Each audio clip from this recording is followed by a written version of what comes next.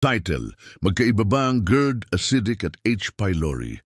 GERD acidic, H. pylori, isa ba o magkaiba? Magkaiba po ang mga ito. Kahit minsan pareho ang sintomas, magkaiba po ang pinagmulan, epekto at gamutan. Unahin natin ang GERD. GERD o gastroesophageal reflux disease ay nangyayari kapag ang asido mula sa tiyan ay umaakyat papuntang lalamunan. May mahina o maluwag na muscle sa pagitan ng tiyan at lalamunan kaya tumatagas ang asido.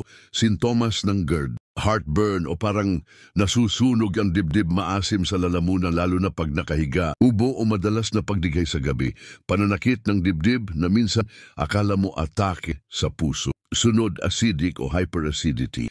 Ito naman ay dahil sa sobrang produksyon ng asido sa tiyan. Walang sugat pero irritable ang tiyan.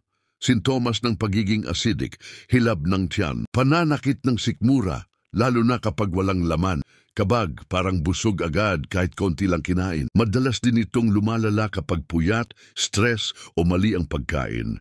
Ngayon naman, H. pylori.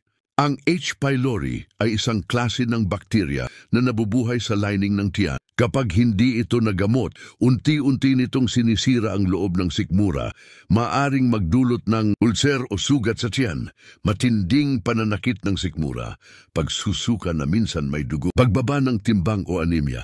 Paano malalaman kung may H. pylori? Sa pamamagitan ng mga test gaya ng stool test, blood test, urea breath test o endoscopy.